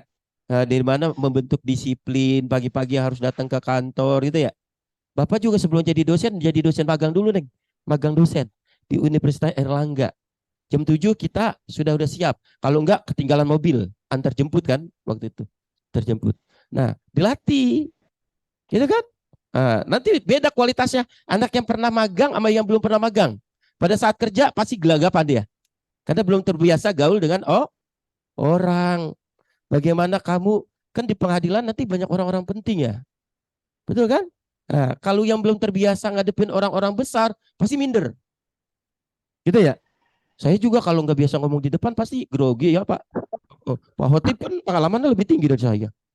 Gitu, lebih senior. Tapi karena udah terbiasa kan enak aja ngalir gitu kan ya. Kalau ada salah-salah kepleset lidah dikit, adaptasi lah Pak. Itu kan ya. Adaptasi baru 3 tahun di sini. Ya Bu ya, gitu. Kalau nggak ngerti bahasa Sasak dikit-dikit wajar lah ya Bu ya. Gitu. Saya pikir bau beneran Bu, ternyata bisa. Ya gitu kan ya. Mm-mm. Orang sini kan gitu kan ya. Saya juga bingung Pak. Bau itu saya pikir bau beneran. Jadi intinya itu. Jadi nanti ini ada adik mahasiswa berharap kemampuan dan keterampilan di bidang hukumnya meningkat setelah magang. Gitu kan? Bukan malah mundur. Kan magang itu setahu saya enggak 100% kerja pakai otot, tapi pakai otak juga. Waktu Bapak magang dosen aja enggak kerja pakai otot membantu dosen-dosen senior saja, tapi ada juga yang kami pelajari. Gitu kan? Nah, jadi apa namanya? Sehingga pada saat nanti lulus ya terus cari kerja udah punya dasar minimal kita sudah mulai meniti mimpi. Gitu kan? Mimpi dan harapan kita kan untuk jadi orang sukses. Itu ya Pak. Sorry Pak campur-campur nih ngejelasinnya karena ada dosen dan mahasiswa. Nanti kalau untuk dosen mungkin buka prodi ada waktu khusus sebelum pembekalan ya Bu ya. Gitu. Kalau mahasiswa nanti khusus mahasiswa pembekalan dan untuk mitra juga ada persamaan persepsi ya Bu ya. Biar nanti mitra, dosen pembimbing, mahasiswa kolaborasi. Sekian, terima kasih. Oke, terima kasih Pak Atsar. Memang untuk tim magang ini ada Pak Dr. Abdul Atsar, kemudian Pak Dr. Muhammad Risnain. Pak Risnain inilah yang akan menghubungkan ke Pemda maupun DPD. Nah, kemudian ada Pak Diman Ade Maulada, Bu Leli Wulandari. Ini kalau Bu Leli lebih ke paralegal ya, ke Pradi, kemudian ke NGO, kemudian Pak Suhelfli Husnaini Ashadi, Pak Wahyudin, kemudian lanjut ada Mbak Rahmadani, Pak Fatria Hikmatiar Alkindi, dan ada Mbak Ayu Rizky Amalia. Nah ini nanti yang akan mendampingi mahasiswa magang, di samping nanti kita melihat berapa jumlah mahasiswa yang ikut magang dan di instansi mana mereka magang. Itu yang akan kita perhatikan juga pada saat pendaftaran untuk mempersiapkan pembekalan, kemudian dosen pendamping. Dosen pendamping tidak hanya yang tadi saya sebutkan saja, tetapi dosen-dosen yang lain juga akan kita ikut sertakan. Karena memang di sini kan kolaborasi dosen, mahasiswa, dan mitra. Tidak hanya tim magang saja. Selanjutnya akan dipaparkan terkait dengan proyek kemanusiaan dan bina desa. Ini ada timnya, seharusnya Pak Joko, tetapi Pak Joko sedang berhalangan dinas luar daerah. Maka akan disampaikan oleh Mbak Vina dan Mbak Putri. Di dalam kelompok Bina Desa dan Proyek Kemanusiaan juga ada Pak Lalu Ahmad Fatoni, Bu Rahmawati Kusuma, Bu Ade Basniwati, Mbak Putri Rauda, Pak Idi Amin, dan Mbak Hera Alvina. Selanjutnya saya serahkan kepada Mbak Alvina untuk memaparkan terkait dengan Bina Desa dan Proyek Kemanusiaan. Ya memang kalau dilihat di prodi-prodi lain belum ada tampak ya, yang ada itu hanya KKN tematik, KKN reguler. Sedangkan untuk program Bina Desa dan Proyek Kemanusiaan kita ambil di sini di Fakultas Hukum, karena memang banyak sekali peluang-peluang hukum yang diselesaikan di dalam masyarakat, mahasiswa bisa terjun langsung ke masyarakat. Monggo Mbak Vina. Ya, terima kasih buat Ibu Kaprodi. Mohon maaf sebelumnya senior saya Ibu Muhalifah sama Pak Hotibul. Saya di sini menggantikan posisi Pak Joko karena beliau sedang ada kegiatan di luar. Beliau juga sebagai koordinator dalam MBKM untuk program Bina Desa dan kemanusiaan, proyek kemanusiaan. Jadi tadi sudah dipaparkan sebelumnya, MBKM itu sebenarnya hak belajar mahasiswa di luar program studi yang bertujuan meningkatkan kompetensi lulusan. Jadi baik itu secara soft skill maupun hard skill ya. Jadi agar lebih siap dan relevan dengan kebutuhan zaman. Ya, jadi banyak sekali ada beberapa bentuk Yang pertama ada pertukaran mahasiswa, ada asistensi mengajar, ada penelitian, ada magang, penelitian, kewirausahaan, proyek kemanusiaan dan proyek membangun desa ya. Jadi saya dengan tim diberi kepercayaan untuk 2 proyek. Jadi ada proyek membangun desa dan proyek kemanusiaan. Ya, jadi saya coba uraikan dulu ya adik-adik dan Bapak Ibu. Dari proyek kemanusiaan itu, sebenarnya proyek kemanusiaan itu untuk apa sih? Jadi proyek kemanusiaan ini membuka kesempatan kepada mahasiswa untuk belajar secara langsung dari dunia nyata dengan mempraktikkan experiential learning. Ya, jadi adik-adik mahasiswa yang biasanya kuliah di bangku perkuliahan ini kita terjunkan langsung berhadapan dengan masyarakat. Ya, jadi program ini untuk siapa saja? Jadi program ini ditunjukkan kepada mahasiswa yang ingin berkontribusi ya pada program-program kemanusiaan yang ada di masyarakat. Baik itu secara mandiri, melalui yayasan atau organisasi kemanusiaan yang dibuktikan dengan penjelasan atau proposal kegiatan kemanusiaan. Ya, jadi proyek kemanusiaan ini akan ada proposal tentang kegiatan kemanusiaannya. Tujuannya apa? Tujuan dari program ini adalah menyiapkan mahasiswa unggul yang menjunjung tinggi nilai kemanusiaan dalam menjalankan tugas berdasarkan agama, moral dan etika serta melatih mahasiswa memiliki kepekaan sosial.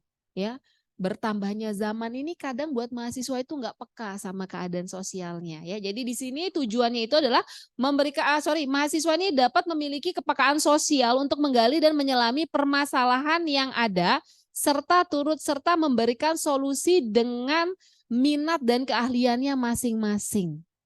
Ya, menarik ya adik-adik ya kalau dilihat dari tujuan dari program 2 ke program ini. Jadi skema programnya ada 2. Yang pertama ada proyek kemanusiaan dan bencana alam dan yang kedua adalah proyek kemanusiaan non bencana alam. Ya, dibedakan. Kalau yang proyek kemanusiaan bencana alam, jadi kegiatan ini memang dilakukan dengan cara mahasiswa terjun langsung melaksanakan kegiatan pada saat terjadi bencana alam maupun pasca bencana alam. Ya, kalau kita lihat tahun 2018 ya sempat ada bencana alam gempa bumi 2018 ya seperti itu contohnya, baik itu sedang terjadi bencana alam dan setelah atau pasca. Yang kedua ada proyek kemanusiaan non bencana alam. Ya, jadi program ini biasanya melakukan pendampingan dan advokasi terhadap isu sosial kemasyarakatan ya dan kemanusiaan yang organisasi kemanusiaan, lembaga bantuan hukum, lembaga swadaya masyarakat atau NGO atau di masyarakat langsung secara mandiri. Ya, terus kalau contohnya seperti apa? Jadi contohnya dalam proyek kemanusiaan non bencana alam nih, contohnya ketika sekarang kan di Lombok banyak sekali pernikahan usia anak. Ya. Nggih, dari dulu. Nah, nanti dininya marah. Ya. Jadi memang Pak Hotibul ya. Jadi masalah perkawinan anak ini memang sudah lampau terjadi. Nah, itu mungkin bisa jadi salah satu alternatif dalam proyek kemanusiaan non bencana alam. Ya, ketika kita membicarakan tentang pencegahan perkawinan anak, tentu saja tidak akan jauh-jauh dari isu stunting. Ya, isu stunting ini juga banyak, padahal Indonesia membutuhkan anak-anak yang cerdas karena sebagai penerus bangsa. Tapi ketika ada stunting, jadi terhalang. Nah, itu bisa salah satu contoh dari proyek kemanusiaan non bencana alam. Terus siapa saja mitra kerjanya? Jadi di proyek kemanusiaan dan membangun desa ini ada beberapa mitra kerja. Yang pertama itu adalah LBH, Lembaga Bantuan Hukum.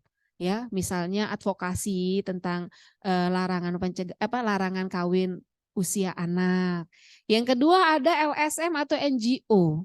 Ya, LSM atau NGO ini kan banyak yang bergerak memang di bidang-bidang kemanusiaan. Itu bisa menjadi salah satu mitra kerja dalam proyek-proyek kemanusiaan. Yang selanjutnya itu adalah lembaga pemerintahan. Misalnya nih, adik-adik turun di desa, tentu saja pemerintah desanya juga harus berperan serta menjadi mitra kerja.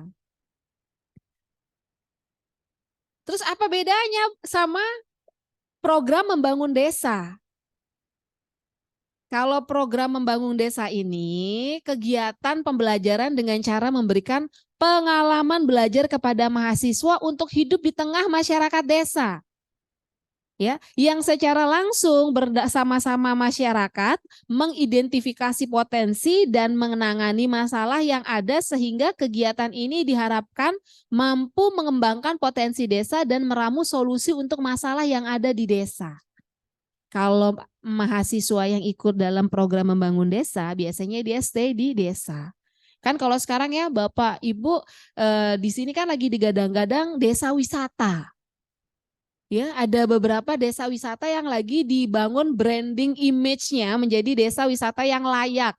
Bahkan di Lombok Timur itu ada salah satu desa di mana ya namanya? Di Lombok Timur itu Pak Hotibul ada desa yang sudah memiliki sertifikasi internasional menjadi desa wisata.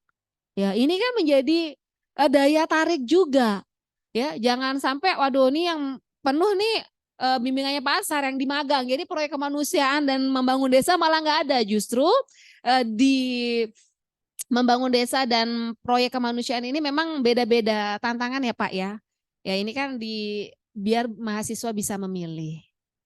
Selanjutnya lagi, tujuannya apa dari program itu? Yang pertama memberikan kesempatan kepada mahasiswa untuk memanfaatkan ilmu pengetahuan, teknologi, dan keterampilan yang dimilikinya bekerja sama dengan banyak pemangku kepentingan di desa atau wilayah perdesaan. Ya, misalnya adik-adik yang sudah lulus mata kuliah wajib ya, itu bisa mengembangkan pengetahuannya dan bisa langsung diimplementasikan dalam di desanya langsung. Ya, kalau sekarang kan kalau kita masih di bangku perkuliahan, kita kan kadang belum bisa implementasi langsung. Nah, dengan adik-adik mengikuti program membangun desa, ilmu yang adik-adik serap ketika adik-adik kuliah itu bisa langsung diimplementasikan. Yang kedua, membantu percepatan pembangunan di wilayah perdesaan bersama dengan instansi pemerintah dan pemangku kepentingan lainnya. Selanjutnya, meningkatkan rasa peduli, empati, dan tanggung jawab mahasiswa terhadap permasalahan yang dihadapi masyarakat desa atau perdesaan serta memahami adat istiadat dan budaya masyarakat desa yang beragam. Mohon maaf ya adik-adik kalau sekarang kan ini ya adik-adik ini kan kurang ya pemahamannya tentang adat di sebuah desa ya. Banyak ya pengalaman yang kita saksikan berita-berita di media sosial yang viral akhir-akhir ini Pasar ya, ada yang terjadi di Kayangan, ada yang terjadi di Sumatera Barat, ya. Itu kan kadang adik-adik tidak mengetahui adat istiadat, padahal ada peribahasa mengatakan di mana langit dipijak di situ di mana bumi dipijak di situ langit dijunjung. Ya. Jadi harus meningkatkan nilai empati dan rasa peduli. Yang selanjutnya meningkatkan kemampuan mahasiswa dalam melaksanakan dan mengevaluasi program pemberdayaan masyarakat secara terintegrasi baik multidisiplin maupun interdisiplin antar bidang ilmu. Ya kalau kita terjun ke masyarakat itu semua bidang ilmu biasanya kita harus secara tidak langsung kita harus kuasai. Bentuknya program dari membangun desa ini apa saja? Yang pertama, program membangun dan memberdayakan desa. Yang kedua, mengajar di desa. Dan yang selanjutnya adalah kegiatan free form. Ya. Terus siapa saja mitra kerjanya? Mitra kerjanya itu yang pertama tentu saja pemerintah desa dan lembaga pemerintahan. Ya, itu saja dari saya. Sekilas pengantar tentang dua program membangun desa dan proyek kemanusiaan. Kurang lebihnya saya ucapkan terima kasih. Wabillahi taufiq wal hidayah. Wassalamualaikum warahmatullahi wabarakatuh. Waalaikumsalam warahmatullahi wabarakatuh. Terima kasih Mbak Vina atas pemaparannya. Saya berikan kepada floor yang ada di offline maupun online jika ada yang ingin bertanya ataupun memperjelas kembali apa yang disampaikan baik oleh Pak Atsar ataupun Vina yang online.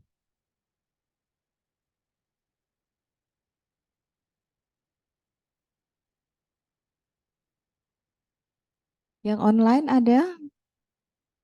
Langsung dibuka mic-nya yang online.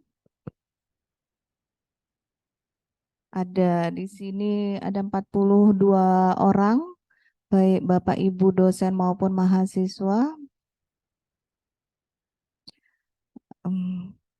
Ada sedikit juga ya sambil menunggu, ada informasi sedikit yang ingin saya sampaikan.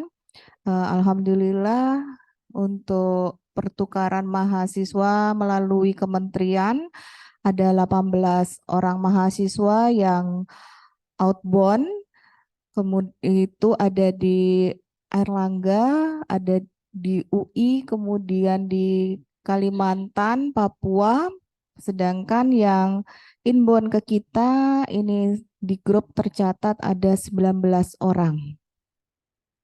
Nah, ya sekarang sudah naik lagi Pak. Tadi malam 16, sekarang sudah 19 orang. Ini bisa jadi tambah ruangan lagi nih kita untuk yang inbound. Nah, untuk pengelola maupun nanti pertukaran pelajar, ini ada timnya di Prodi S1 Ilmu Hukum, ada Ibunda Dr. Roro Cahyawati, Bapak Yasir Fatoni, Pak Fatahullah, Pak Agung Setiawan, Pak Rahmat Maulana Kafrawi, Pak Laluguna Nugraha, dan Pak Aryadi Almaududi. Jadi beliau-beliau nanti yang akan mengelola terkait dengan pertukaran mahasiswa baik yang inbound maupun yang outbound. Nah, yang untuk outbound masih kita proses. Sepertinya untuk semester ini belum. Insya Allah kita usahakan semoga bisa segera terselesaikan segala sesuatu prosesnya, mengingat durasinya sangat minim kalau semester ini. Jadi kita persiapkan dulu, insya Allah semester genap baru bisa kita selenggarakan yang pertukaran mahasiswa mandiri S1 Ilmu Hukum. Monggo Bapak Ibu ataupun mahasiswa yang online ataupun yang offline.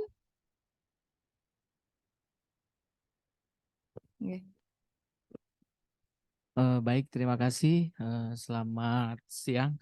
Mohon izin untuk menambahkan apa yang disampaikan oleh Bu Kaprodi dan beberapa narasumber kita. Saya juga tadi lupa untuk menyampaikan hasil workshop yang kemarin ya dilaksanakan di Lombok Astoria. Jadi nanti akan ada kegiatan pembekalan ya. Pembekalan ini masukan dari salah satu pengacara di DPP Pradi ya, menyampaikan bahwasannya mohon Pak mahasiswa nanti yang dikirim itu kita tidak lagi mengajari dia cara membuat gugatan dan sebagainya gitu ya.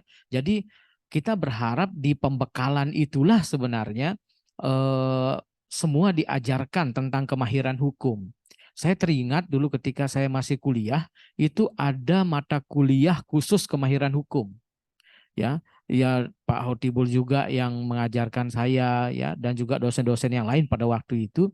Kalau sekarang kan dia digabung dengan praktek peradilan. Nah, di dalam praktek peradilan itu yang kita lihat ya saya kira hanya proses saja, proses beracara saja, tetapi konten atau substansinya itu yang kemudian harus ditekankan kembali. Nah, nanti dalam proses pembekalan ini itu akan kembali di-refresh teman-teman mahasiswa ini. Bagaimana cara membuat gugatan, bagaimana cara membuat kuasa, bagaimana membuat replik, duplik, kemudian bagaimana membuat memori kasasi, kontra memori kasasi dan sebagainya ya. Sampai kepada memori PK dan kontra memori PK misalnya saja. Itu semua dibuat di situ di dalam pembekalan. Ya, supaya nanti kemudian teman-teman mahasiswa itu tidak kaget lagi, walaupun kemudian nanti di magang ini ya, ataupun juga nanti di Bina Desa maupun di proyek kemanusiaan itu ada tutornya tersendiri. Misalnya kalau Bina Desa dan juga proyek kemanusiaan, misalnya di situ ada kepala desanya, ada NGO-nya. Nanti di situ beliau-beliau itu nanti akan memilih tutor sendiri secara teknisnya. Kemudian walaupun kita juga di fakultas ini menyediakan DPL ya Bu ya, dosen pembimbing lapangan juga ada di situ. Nah, tetapi di magang juga itu juga ada tutor-tutornya yang melakukan pengawasan-pengawasan dan juga memperhatikan progres-progres mahasiswa. Sehingga laporannya seperti yang disampaikan oleh Pak Dr. Arsar kemarin itu ada laporan mingguan, ada bulanan, atau juga ada yang harian di situ.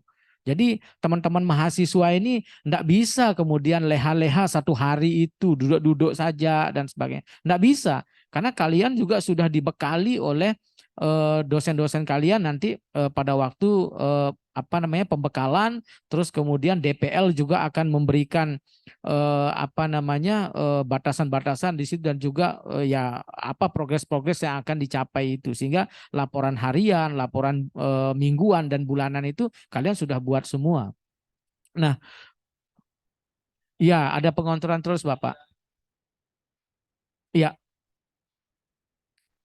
iya. Iya, jadi seperti koas, nggih, seperti koas di kedokteran itu atau enggak dokter-dokter muda itu semua diawasi oleh yang seniornya ya seperti itulah Pak. Dosen pembimbing ya gitu, dosen pembimbing. Nah, hanya saja penekanannya kemarin seperti yang disampaikan oleh Bu Kaprodi di BPN, memang kalau BPN Mataram ini kan masih sekarang sedang renovasi Pak. Teman-teman mahasiswa masih ada renovasi sehingga kemudian fokusnya pada pelayanan. Hanya saja yang kita terjunkan nanti itu adalah mahasiswa konsentrasi hukum pertanahan. Jadi beliau itu minta kalau yang di BPN, baik BPN kota maupun BPN di kabupaten dan provinsi, dia pinginnya itu yang konsentrasi pertanahan. Sehingga tidak perlu diajari lagi. Jadi dia konsen misalnya saja di bagian litigasi, misalnya saja di penyelesaian sengketa pertanahan misalnya. Jadi mahasiswa juga sudah dibekali bagaimana teknik penyelesaian sengketa di bidang pertanahan atau politik agraria dan sebagainya. Mereka menginginkan lebih spesifik dari itu. Sehingga apa yang dikatakan oleh Pak Dr. Arsar itu memang benar sekali. Jadi yang kita terjunkan ini adalah bukan mahasiswa yang tidak memiliki kompetensi. Jadi mereka sudah punya kompetensi di bangku kuliah, mereka sudah dibekali praktek kemahiran, nanti kemudian mereka hanya menerapkan saja di lapangan dengan dibimbing oleh tutor dan juga diawasi oleh DPL-nya. Saya kira itu yang bisa saya sampaikan. Saya kembalikan, ya. Ya, kalau pembekalannya belum kita ini Pak, belum kita bicarakan, ya belum kita bicarakan. Hanya saja estimasinya gitu, ya bisa saja. Ya setelah ngisi KRS bisa saja seminggu kah gitu kan, seminggu kah gitu. Karena kalau misalnya 1-2 hari kan tidak mungkin Pak. Ya, ya jadi seminggu itu saya kira lebih lebih bagus. Tapi nanti akan kita bicarakan lagi dengan Bu Kaprodi dan tim Satgas. Oke, saya kira itu Pak. Terima kasih. Silakan Bu Kaprodi. Oke, terima kasih Pak Sekpro Agung. Jadi mulai MBKM ini terhitung bersamaan dengan mulainya perkuliahan 14 Agustus. Nah, mahasiswa silakan memilih sesuai dengan fashionnya, kemudian sesuai dengan kira-kira konsentrasi mana yang mau diambil, dipersiapkan sejak dini berdasarkan tadi informasi-informasi yang sudah disampaikan oleh Pak Asar maupun Mbak Vina. Kemudian untuk yang proyek kemanusiaan dan desa ini memang dituntut kepekaannya ya terhadap kondisi di dalam masyarakat, empatinya. Misalnya kalau ada masalah-masalah di desanya diangkat aja, diajukan di dalam proposal untuk proyek kemanusiaan maupun bina desa. Jadi di samping berlatih turun ke masyarakat, juga sekaligus menggali informasi kira-kira skripsinya nanti mau seperti apa. Nah, di sini juga kesempatan dan peluang besar untuk mendapatkan informasi observasi awal ya untuk membuat skripsi. Ini Bapak minta tolong di chatnya ada pertanyaan melalui online. Bisa dibesarkan. Oh, kecil banget. Nggak bisa kelihatan. Gih, Bapak.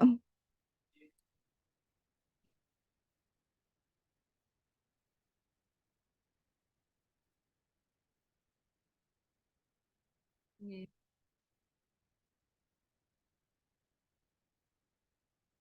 Nggih.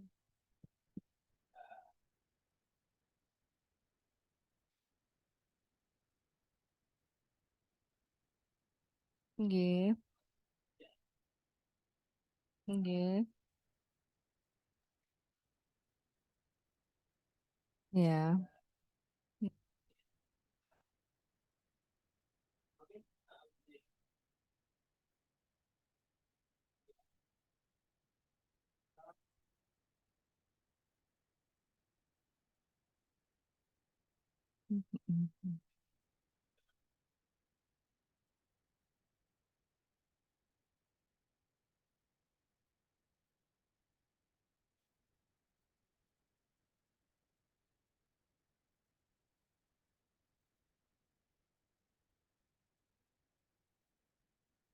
Baik.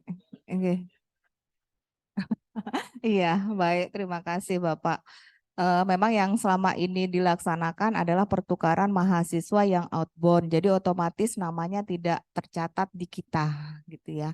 Tetapi kalau untuk yang proyek kemanusiaan, magang, di dalam KRS-nya memang mengisi mata kuliah sesuai dengan tempat instansi magangnya ataupun kasus-kasus yang diangkat di proyek kemanusiaan. Nah, nanti nama mereka itu akan dijadikan kelas tersendiri, tetapi dia tidak masuk ke dalam perkuliahan secara offline gitu, Bapak.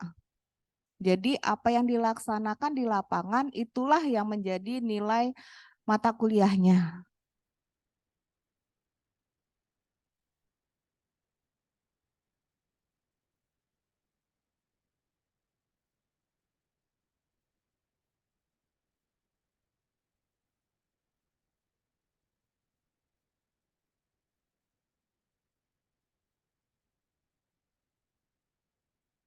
Iya, iya minimal 20 SKS.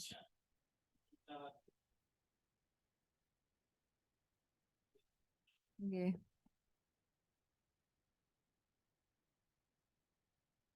Iya, iya, memang demikian.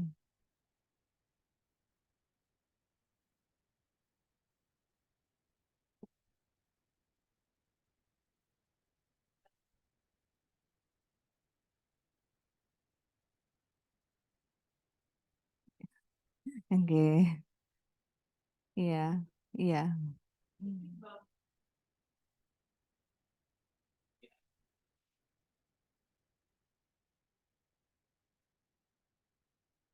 Baik, Bapak. Kalau untuk contohnya misalnya ke notaris. Jadi di notaris ini kan selain kontrak, dia juga ada pemahaman-pemahaman materi hukum materialnya yang dituangkan di dalam kontrak. Jadi otomatis disitulah mata kuliah yang terkait dengan materi kontraknya, kemudian terkait dengan kontraknya itu sendiri, kemudian juga penyelesaian permasalahannya. Di dalam kontrak kan juga ada klausul terkait penyelesaian permasalahan. Nah, di situ ada dikaitkan terkait dengan mata kuliah tersebut. Jadi mata kuliah itu secara langsung sudah diterapkan di situ menjadi satu kesatuan. Otomatis mahasiswa tidak mengikuti perkuliahan di kelas. Berbeda halnya kalau misal karena memang MBKM itu minimal 20 SKS. Kemudian ada mahasiswa yang memiliki total SKS yang bisa diambil adalah 24, sisa 4 SKS. Nah, jadi nanti untuk yang 4 SKS bisa mengambil mata kuliah di sore hari yang tidak berbarengan dengan jam mereka magang ataupun di desa atau dalam melaksanakan proyek kemanusiaan. Memang kondisi ini untuk mengantisipasi mengingat banyak dosen yang tidak melakukan kuliah online. Nah, itu jadi antisipasinya seperti itu pilihannya. Berbeda halnya apabila ada dosen yang perkuliahan online, jadi otomatis mereka bisa juga mengikuti perkuliahan secara online-nya sehingga tidak perlu ke fakultas. Nggih. Karena memang kan perkuliahan kalau di RPS itu bisa online, bisa offline, apalagi yang OBE. Nah, ini kan bisa dilaksanakan. Jadi tergantung lagi pilihan mata kuliahnya nanti yang menjadi konversi dari program yang diikuti. Iya, silakan Mas. Mas siapa? Waalaikumsalam warahmatullahi wabarakatuh.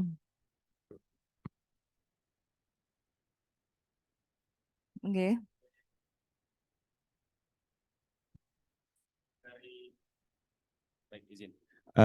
Baik, yang sempat beberapa mahasiswa memberikan pertanyaan ke kami dari BEM, yaitu yang pertama, mulai apakah kita yang semester 5 nih atau yang semester 5 ke atas mulai ngisi KRS-nya dari sekarang atau kita tunggu dulu nih daftar magang dulu baru ngisi KRS. Seperti itu yang pertama. Yang kedua terkait program Bina Desa dan proyek kemanusiaan. Banyak teman-teman mahasiswa juga yang bertanya, saya mau ikut program ini, tapi lumayan lama nih 4 bulan, mending gua KKN aja, katanya gitu. Ya, terus yang ketiga terkait bagaimana pengkonversian nanti dari beberapa mata kuliah yang Bina Desa ini, gitu. Seperti contoh misalkan kami yang sudah sampai semester 5 ini sudah mengambil mata kuliah yang salah satu contohnya yang lebih cocok yaitu pemerintahan desa, ya kan? Pemdes kalau tidak salah. Nah, bagaimana dengan pengkonversian yang lain? Balik lagi nyambung ke pertanyaan yang pertama. Seperti itu. Mungkin itu dulu dari teman-teman mahasiswa. Mungkin sekiranya ada yang online juga ingin bertanya. Terima kasih dari saya. Bila Taufik wal Hidayah. Wassalamualaikum warahmatullahi wabarakatuh. Waalaikumsalam warahmatullahi wabarakatuh. Kalau untuk pengisian KRS bisa dilakukan sekarang ataupun nanti kan ada perbaikan KRS. Begitu selesai penentuan hasil dari seleksi MBKM-nya, nah itu bisa diperbaiki pada saat perbaikan KRS. Nah, kemudian untuk konversi, ya ini kita harus memperhatikan juga mata kuliah dari tiap mahasiswa yang sudah lulus. Nah itu, jadi kemarin dari tim MBKM ada 2 cara. Yang pertama, tergantung dari mahasiswanya, apakah nilai dari MBKM ini entah dari program apapun itu, apa akan memperbaiki nilai yang kurang ataukah untuk menilai mata kuliah yang belum diambil. Nah, untuk MBKM semua program itu bisa dikonversi menjadi KKN. Itu pun kita pertanyakan kepada mahasiswa yang bersangkutan, apakah akan dikonversi menjadi KKN atau ke mata kuliah yang lain. Mengingat ada mahasiswa yang sudah melakukan MBKM tetapi tetap ingin KKN reguler. Ya, memang KKN itu durasinya lebih singkat karena memang yang MBKM ini 1 semester, minimal 1 semester, maksimal mahasiswa bisa mengambil MBKM 3 semester, tergantung dari pilihan dari mahasiswanya. Nah itu, jadi nanti untuk konversinya itu kita perhatikan dulu hasil nilai terutama di KPA-nya. Untuk memonitor itu kan di KPA, seperti halnya mahasiswa-mahasiswi mengisi KRS kan harus melihat KPA-nya dulu, mana yang mau diperbaiki, mana yang terutama sekali kayak kemarin itu semester-semester atas banyak yang belum mengambil mata kuliah di semester bawah, terlupakan. Nah, ini di dalam MBKM bisa diambil di situ. Nah, disesuaikan lagi dengan program MBKM apa yang diikuti.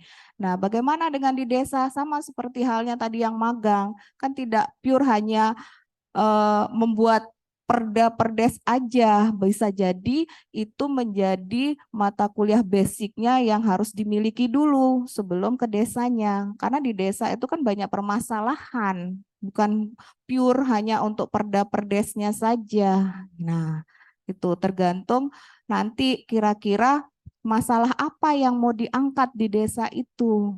Kalau membangun desa ini kan bermitranya dengan desa. Kalau proyek kemanusiaan tidak selalu dengan desa, tetapi bisa juga dengan NGO atau ke masyarakat tertentu dalam penanganan perkara. Nah, itu ya.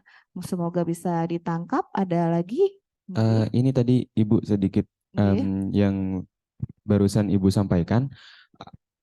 Pilihannya itu apakah dua-duanya dikonversi Bu, dalam artian yang SKS juga 20, kemudian KKN juga, atau ini di salah satunya Bu?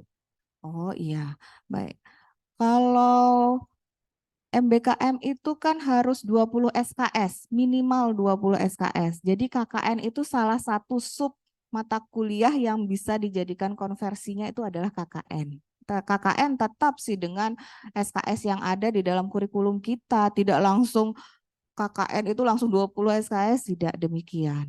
Ya, kalau KKN yang reguler otomatis nilai SKS-nya berapa KKN 4 ya? 4 SKS saja.